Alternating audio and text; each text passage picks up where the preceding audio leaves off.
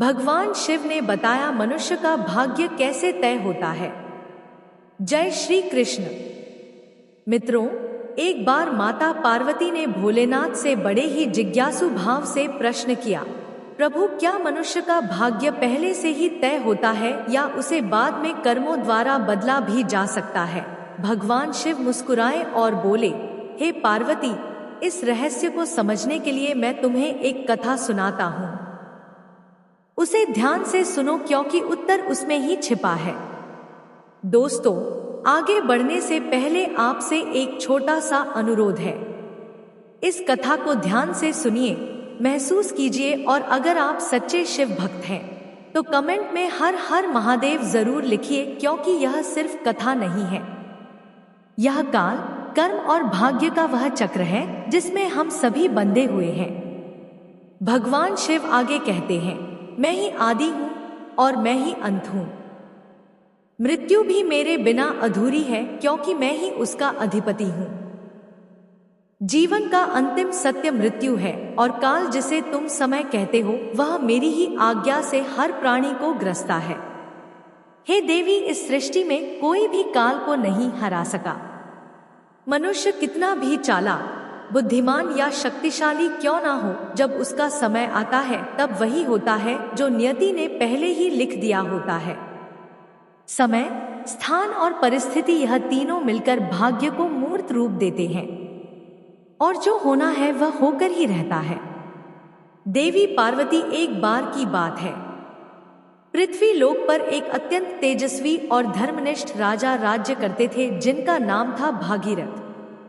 वे न केवल पराक्रमी और न्यायप्रिय थे बल्कि विद्या, विनय और प्रजापालन में भी अद्वितीय थे। उनकी प्रजा उन्हें अपने पिता के समान मानती थी और वे स्वयं प्रजा को संतान के समान स्नेह देते थे। राजा भागीरथ का एक विशेष नियम था कि प्रत्येक रात्रि वेश बदलकर नगर भ्रमण करते थे ताकि जनता के सुख दुख को नजदीक से समझ सके। एक ऐसी ही रात जब गगन में तारे मंद पड़ने लगे और अमृत बेला का स्पर्श वातावरण में घुलने लगा, राजा भ्रमण करते हुए नगर के अंतिम परिक्रमा मार्ग की ओर बढ़े। उसी मार्ग के किनारे पर एक घना जंगल आरंभ होता था। तभी उनकी दृष्टि एक नवयुवक लकड़हारे पर पड़ी जो कंधे पर कुल्हाड़ी लिए जंगल की ओर बढ़ रहा था।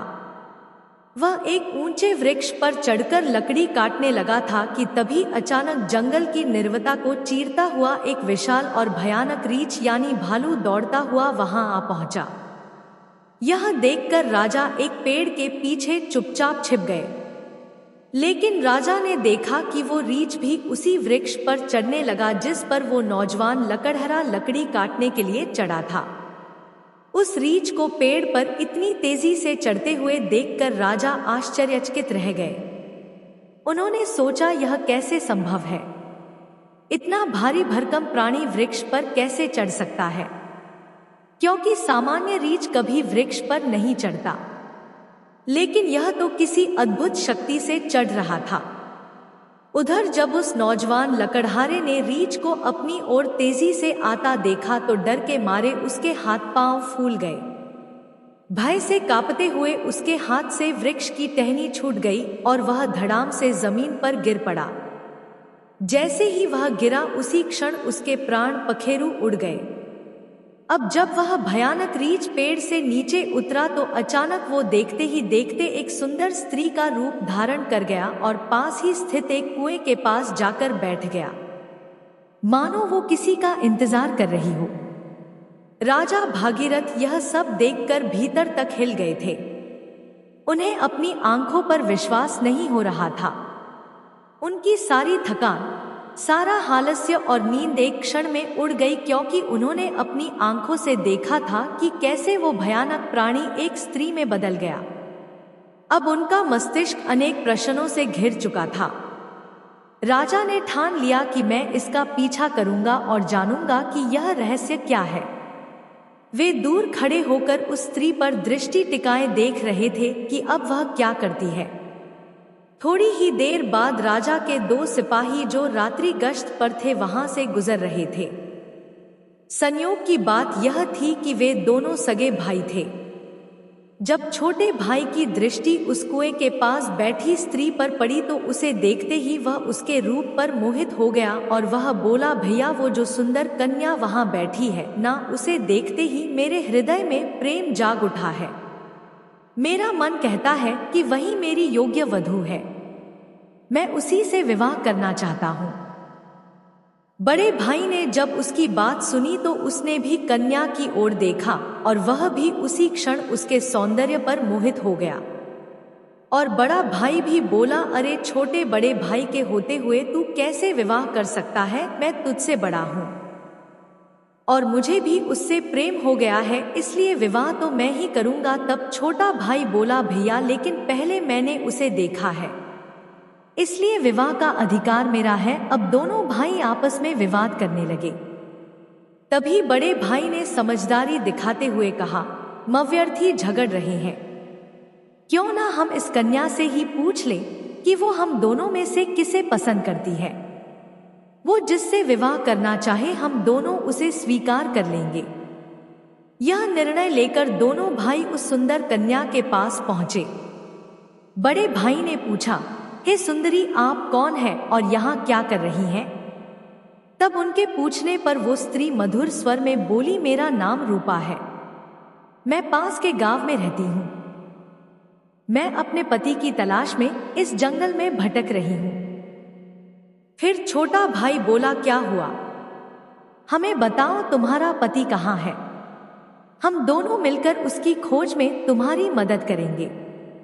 तब रूपा ने हल्की सी मुस्कान के साथ शर्माते हुए कहा, अरे नहीं, अभी तो मैं कुंवारी हूँ। मैं एक योग्य वर की तलाश में निकली हूँ और इस संसार में मेरा कोई नहीं।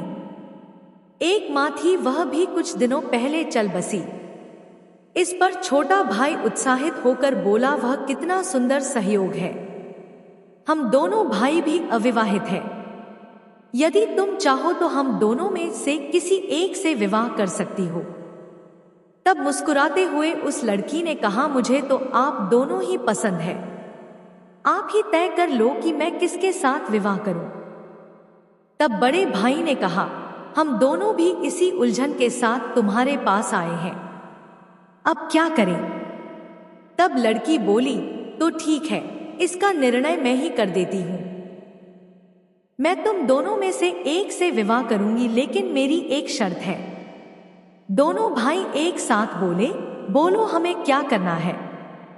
तब वो कुंवारी लड़की बोली, तुम दोनों में से जो भी अधिक बहादुर और शक्तिशाली होगा, मैं उसी से विवाह करूंगी।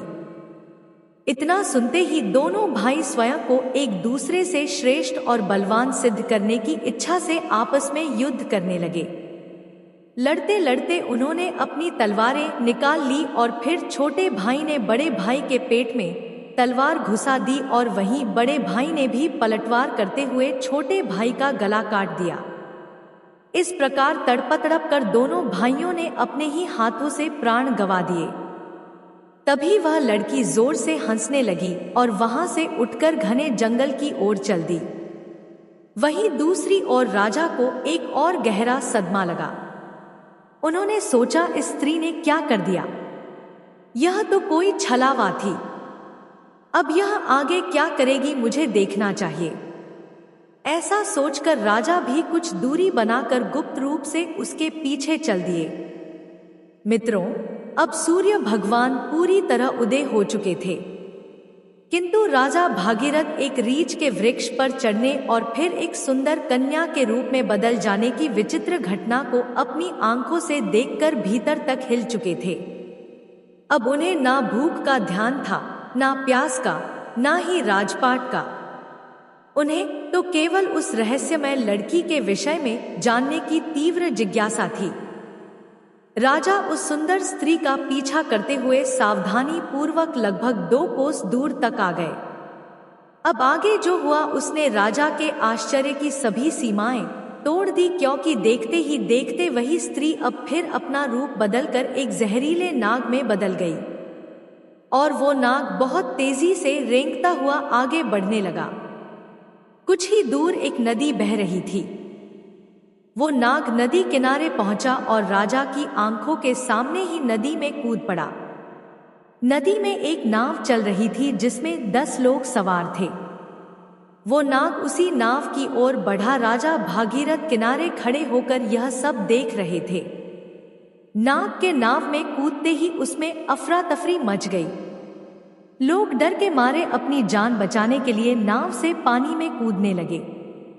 इस भगदड़ में नाव भी पलट गई और जो लोग तैरना जानते थे वे किसी तरह नदी से बाहर निकल आए, लेकिन जो तैरना नहीं जानते थे वे डूबकर अपनी जान गंवा बैठे। थोड़ी ही देर बाद वो नाग नदी से बाहर निकला और किनारे किनारे आगे बढ़ने लगा। राजा भागीरथ उसका पीछा करते रहे। फिर कुछ दूर जाने पर राजा को एक और आश्चर्य हुआ। वो नाग अब एक बार फिर अपना रूप बदल चुका था। अब वह एक वृद्ध गरीब ब्राह्मण के वेश में था। राजा ने सोचा इस रहस्यमय प्राणी के विषय में जानकारी लेने का यही उचित समय है, क्योंकि इस समय वह एक वृद्ध ब्राह्मण के रूप में था। इसलिए राजा ने सोचा अब मुझे इससे कोई खतरा नहीं होगा, मैं इसके पास आसानी से पहुंच सकता हूं। यही सोचकर राजा शीघ्रता से उस रहस्यमय ब्राह्मण की ओर बढ़ने लगे। राजा तो उसके छलावे और रहस्यमय चालों का पहले से ही पीछा कर रहे थे। अब वह तेज कदमों से चलते हुए उस ब्राह्मण के पास पहुंचे। उन्होंने हाथ जोड़कर विनम्रता से प्रणाम किया। उस वृद्ध ब्राह्मण ने भी हाथ उठाकर अभिवादन स्वीकार किया और उन्हें आशीर्वाद दिया। तब राजा ने समीप जाकर पूछा, हे ब्राह्मण देव, आप कौन हैं? तब उस ब्राह्मण ने बड़े आश्चर्य के साथ उत्तर दिया, क्या तुम्हें दिखाई नहीं देता? मैं एक ब्राह्मण हूं और साथ ही एक वैद्य भी। अभी मुझे बहुत शीघ्रता से राजमहल पहुंचना है, क्योंकि वहां के राजा संकट में हैं और उन्हें एक कुशल वैद्य की आवश्यकता है। उस ब्राह्मण की बात सुनकर राजा स्तब्ध रह गए। उनका शरीर पसीने से भीग गया। अब उनका धैर्य टूटने लगा। भगवान शिव माता पार्वती से कहते हैं, हे देवी, ऐसा क्यों ना हो, क्योंकि हर मनुष्य अपनी मृत्यु से डरता है, और जब मृत्यु ही उसके सामने खड़ी होकर उससे बात कर रही हो तो भय तो होगा ही। राजा अब अत्यंत डर चुके थे, किंतु उन्होंने साहस जुटाया और दृढ़ स्वर में बोले, हे विप्र, तो सत्य कहिए, ऐसे झूठ बोलना ब्राह्मण को शोभा नहीं देता। इसके लिए आपको दंड भी मिल सकता है, यहाँ तक कि सूली पर भी चढ़ाया जा सकता है। और हाँ, मैं आपको बताना चाहता हूँ कि यहाँ के राजा मेरे मित्र हैं और वे पुनः स्वस्थ हैं। यह सुनकर ब्राह्मण मंद मुस्कान के साथ बोला, मैं सब जानता हूँ, तुम व्यर्थ मेरा समय नष्ट कर रहे हो। मैं जो भी हूँ उससे तुम्हें क्या लेना देना, तुम अपने काम से काम रखो। राजा ने अब अपनी आवाज ऊंची करते हुए कहा, है ब्राह्मण, आप पुनः असत्य बोल रहे हैं। आप ब्राह्मण नहीं हैं। आप वो नहीं हैं जो मुझे प्रतीत हो रहे हैं। जब तक मैं सच्चाई नहीं जान लेता तब तक मैं आपका पीछा नहीं छोड़ सकता। आपको सच बताना ही पड़ेगा। फिर से मंद मुस्कान के साथ वह ब्राह्मण बोला, हे युवक, मैं एक ब्राह्मण ही हूं। मुझे जाने दो, नहीं तो यहाँ के राजा की मृत्यु का कारण तुम बनोगे और इसका पछतावा तुम्हें जीवन भर रहेगा। ब्राह्मण के मुख से ऐसी बातें सुनकर राजा को क्रोध आ गया। उन्होंने अपनी गुप्त तलवार निकाल ली और बोले, अब आप झूठ नहीं बोल सकते। मैं तब से आपका पीछा कर रहा हूं जब आप रीछ का रूप धारण किए हुए थे। आपने उस युवक लकड़हारे को मार डाला, फिर एक सुंदर स्त्री बनकर 2 सिपाही भाइयों को एक दूसरे के हाथों मरवा दिया। फिर आप विशैला नाग बनकर नदी में कूदे और उस नाव पर चढ़ गए जिसमें कई यात्री सवार थे। आपकी दहशत के कारण भगदड़ मची, नाव पलट गई। जो तैरना जानते थे वे तो बच निकले, लेकिन बाकी सभी डूबकर मर गए। और अब आप वृद्ध ब्राह्मण का रूप धारण करके नई चाल चल रहे हैं। इसलिए हे ब्राह्मण, अब सत्य कहो, तुम कौन हो? राजा की तीखी बातें और तलवार की नोक देखकर भी वह ब्राह्मण शांत रहा और बोला, हे युवक, यदि मैं ना बताऊं तो तुम क्या कर लोगे?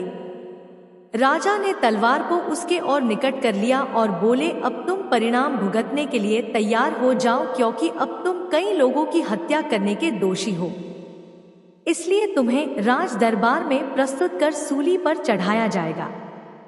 तुम नहीं जानते कि यह सम्राट भागीरथ का राज्य है, जो एक न्यायप्रिय और प्रजावत्सल राजा है। तुम यहाँ से जीवित वापस नहीं जा सकते, इसलिए तुम्हारी भलाई इसी में है कि अपने असली रूप में आओ और अपनी सच्चाई मुझे बताओ। भगवान शिव कहते हैं, हे देवी पार्वती, राजा की ऐसी बातों को सुनकर वो वृद्ध ब्राह्मण जोर जोर से छहाके लगाकर हंसने लगा और बोला, हे राजन, मैं जानता हूँ कि यह नगरी सम्राट भागीरथ की है, जो एक महान प्रतापी और धर्मनिष्ठ राजा है। और मैं यह भी जानता हूँ कि वह तुम ही हो, विश्व विख्यात सम्राट भागीरथ। किंतु अब तुम भी एक बात जान लो, तुम मुझे नहीं मार सकते, बल्कि एक दिन ऐसा आएगा जब मैं ही तुम्हें मरने के लिए विवश कर दूंगा। अब तो राजा के होश ही उड़ गए।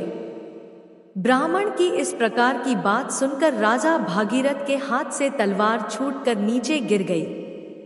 वे हाथ जोड़कर चुप हो गए और मन ही मन सोचने लगे, जिसने इस रूप में भी मुझे पहचान लिया, वो कोई साधारण मानव तो हो ही नहीं सकता। तभी राजा विनम्र होकर बोले, हे ब्राह्मण, अब जब आपने मुझे पहचान ही लिया है तो कृपा करके यह भी बताएं कि आप वास्तव में कौन है। तब वो ब्राह्मण बोला, हे राजन, किसी ने सत्य ही कहा है कि संसार में 4 हट सबसे बलवान होते हैं, राजहट, बालहट, स्त्रीहट और योगा हट। तुम राजा हो, इसलिए राजहट पर अड़े हो। अब तुम बिना मेरी सच्चाई जाने रह ही नहीं सकते, यह भी मैं जानता हूं। इसलिए अब ध्यान से सुनो, मैं कौन हूं और मैं तुम्हारी राजधानी में क्यों आया हूं। तब उस वृद्ध ब्राह्मण ने बताना आरंभ किया और कहा, है राजन, अब तुम्हें मैं अपनी पहचान बताता हूं। मेरा नाम काल है। तुम जानते हो कि संसार में जितने भी प्राणी जन्म लेते हैं, उनकी मृत्यु निश्चित होती है। इसलिए इस धरती को मृत्यु लोक कहा जाता है। जब कोई प्राणी माता के गर्भ में आता है तो उसी समय उसका भाग्य लिखा जाता है। नियति के अनुसार आत्मा शरीर में प्रवेश करती है और वह जीवित होता है। उसी क्षण उसकी मृत्यु का समय, स्थान और कारण भी विधाता द्वारा निश्चित कर दिया जाता है। जब किसी प्राणी की मृत्यु का समय आता है तो भगवान शिव ही धर्मराज को इसकी सूचना देते हैं, क्योंकि सभी प्राणियों की मृत्यु का निर्णय शिव जी के पास होता है। धर्मराज शिव जी से आज्ञा प्राप्त कर मुझे यानी काल को आदेश देते हैं कि अब जाओ और उस प्राणी के प्राण हर लो। तब मैं मृत्यु लोक में आता हूँ। मुझे पहले से पता होता है कि किस प्राणी की कब, कहां और कैसे मृत्यु होगी। इसलिए मैं उस प्राणी को निश्चित समय पर निश्चित स्थान पर पहुंचा देता हूं, वहां जहां उसकी मृत्यु सुनिश्चित हो और जिस प्रकार उसकी मृत्यु विधाता ने लिखी होती है। मैं उसी प्रकार की परिस्थितियां और घटनाएं वहां उपस्थित कर देता हूं। इसलिए हे राजन सुनो, उस लकड़हारे को मैंने नहीं मारा था। तब राजा ने आश्चर्य से पूछा, हे विप्र, आप यह कैसे कह सकते हैं? मैंने स्वयं अपनी आंखों से देखा है कि उस लकड़हारे की मृत्यु का कारण आप ही बने थे। तब ब्राह्मण यानी काल ने कहा, हाँ, कारण तो मैं ही बना था। लेकिन सांसारिक लोग तो यही समझते हैं कि लकड़हारा पेड़ से गिरकर मरा, जबकि वह तो मेरी योजना का हिस्सा था। उसकी मृत्यु पेड़ से गिरकर होनी निश्चित थी, इसलिए मुझे वह रूप धारण करना पड़ा। सोचो, अगर मैं असल में वृद्धा होता तो क्या कभी पेड़ पर चढ़ पाता? उसी तरह जो सिपाही मरे उनकी मृत्यु एक दूसरे के हाथों होनी तय थी। इसलिए मुझे एक सुंदर स्त्री बनना पड़ा। फिर जो लोग नाव में डूबकर मरे उनकी मृत्यु जल में डूबने से होनी निश्चित थी। इसलिए मैंने एक भयानक नाग का रूप धारण किया, जिससे वे सभी अपनी मृत्यु तक पहुंचे। हे राजन, अब आप समझ ही गए होंगे कि मैं कौन हूं और आपकी नगरी में क्यों आया हूं। समय, स्थान और परिस्थिति, यह तीनों ही एक प्राणी की मृत्यु में मुख्य भूमिका निभाते हैं। राजा गंभीर हो गए और बोले, हे विप्र, आपने मुझे जो ज्ञान दिया उसके लिए मैं आपका आभार व्यक्त करता हूँ। लेकिन मेरे मन में एक और प्रश्न है। आपने थोड़ी देर पहले कहा था कि इस नगर के राजा की मृत्यु होने वाली है, किंतु मैं तो आपके सामने जीवित खड़ा हूँ। तत्काल मृदु स्वर में बोले, हे राजन, मृत्यु तो हो चुकी है। वो मृत्यु तुम्हारे छोटे भाई चित्रांगद की थी, जो तुम्हारी अनुपस्थिति में राजगद्दी पर बैठा था। शत्रु राज्य के एक गुप्तचर ने उस पर बाण चला दिया, और क्योंकि तुम्हारे राज्य के नियमों के अनुसार तुम्हारी अनुपस्थिति में वही राजा माना जाता है जो गद्दी पर बैठा हो, इसीलिए मृत्यु राजा की ही मानी गई और तुम यहाँ मेरे साथ व्यर्थ की उलझनों में पड़े रहे। भगवान शिव कहते हैं, हे देवी पार्वती, जब राजा भागीरथ को यह ज्ञात हुआ तो वे बहुत दुखी हुए और सोचने लगे, मैंने यह क्या कर दिया। तब ब्राह्मण रूपी काल ने कहा, हे राजन, यह सब तो पूर्व निर्धारित था। तुम तो केवल इस नाटक के एक पात्र हो। जो होना होता है वह होकर ही रहता है। अब शोक करने से कुछ नहीं बदलेगा। तुम्हारी आयु अभी शेष है। अब तुम लौट जाओ और अपना राज्य संभालो। तब राजा बोले, हे यमदूत, मुझे क्षमा करें, मैं आपको पहचान नहीं सका। लेकिन अब मैं एक अंतिम प्रश्न पूछना चाहता हूं। क्या आप मेरी मृत्यु के विषय में बता सकते हैं? तब ब्राह्मण मुस्कुराते हुए बोले, पूछो राजन, मैं तुम्हारी शंका दूर कर दूंगा। तब राजा बोले, क्या आप मुझे यह बता सकते हैं कि मेरी मृत्यु कब होगी? तब यमदूत ने कहा, नहीं, एक सामान्य व्यक्ति के लिए यह बात जब तक गुप्त रहती है तभी तक वह इस संसार में विलीन होकर जी सकता है, अन्यथा वह मृत्यु से पहले ही पल पल तड़प तड़प कर मरता है, क्योंकि चिंता और चिता में कोई अंतर नहीं है। चिता तो केवल एक ही बार शव को भस्म कर देती है, किंतु चिंता हर पल मन और शरीर को जलाती है।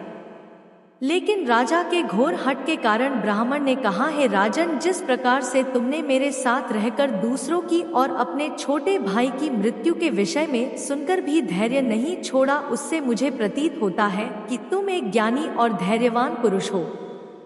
इसलिए मैं तुम्हें तुम्हारी मृत्यु के विषय में बताता हूँ। हे राजन, ध्यान पूर्वक सुनो। तुम्हारी मृत्यु आज से ठीक 1 वर्ष बाद सूली पर चढ़ाने से होगी, और विशेषत यह मृत्यु इसी नगरी के भीतर तुम्हारे अपने राजमहल में ही घटित होगी। तुम इस मृत्यु को प्रसन्नता पूर्वक स्वीकार करना। इतना कहकर वो ब्राह्मण एक चील का रूप धारण कर वहां से उड़ गया, और दूसरी ओर राजा अपने महल लौटकर अपने छोटे भाई चित्रांगद का अंतिम संस्कार करते हैं और राज्य कार्य को पुनः व्यवस्थित रूप से संभालने लगते हैं। धीरे धीरे वे यमदूत के साथ हुई सारी घटनाओं को भूलने लगते हैं। इसी तरह 6 महीने बीत जाते हैं। फिर एक रात अचानक राजा घबराकर नींद से उठ जाते हैं। उन्हें मृत्यु की आहट महसूस होने लगती है। इस पर भगवान शिव कहते हैं, हे देवी, मनुष्य चाहे जितना भी निडर क्यों ना हो, परंतु जब उसे अपनी मृत्यु का पूर्वाभास हो जाए तो वो उससे बचने के लिए कोई ना कोई उपाय अवश्य ही ढूंढ निकालता है। राजा ने भी ऐसा ही किया। अगली सुबह राजा दरबार में अपने मंत्रियों से कहते हैं, हे मंत्रियों, एक भविष्यवाणी के अनुसार आज से ठीक 6 महीने बाद मेरी मृत्यु मेरे ही महल में सूली पर चढ़ाने से होगी। अतः आप लोग कोई ऐसा उपाय खोजे जिससे यह मृत्यु टाली जा सके। कुछ समय बाद एक प्रमुख मंत्री ने सुझाव दिया, महाराज, यदि हम राज्य भर से सभी नुकीली वस्तुओं जैसे सूली, भाले, चाकू, कतार आदि का पुनर्ता बहिष्कार कर दें और उन्हें राजनगर से बाहर निकाल दे तो शायद आपको सूली पर चढ़ाया ही ना जा सके। मंत्री की यह सलाह राजा को और अन्य सभासदों को भी पसंद आती है और वे वैसा ही करते हैं। दोस्तों, राजा भागीरथ अब थोड़े शांत हो जाते हैं, किंतु मृत्यु का भय उनके भीतर अब भी जीवित रहता है। इस भय के कारण अब उन्हें नींद नहीं आती और वे मन को बहलाने के लिए नए नए शौक अपनाने लगते हैं। इसी तरह दिन बीतते हैं और वह दिन भी आ जाता है जिसके अगले दिन भविष्यवाणी के अनुसार राजा की मृत्यु होनी थी। अब राजा और भी अधिक व्याकुल हो जाते हैं।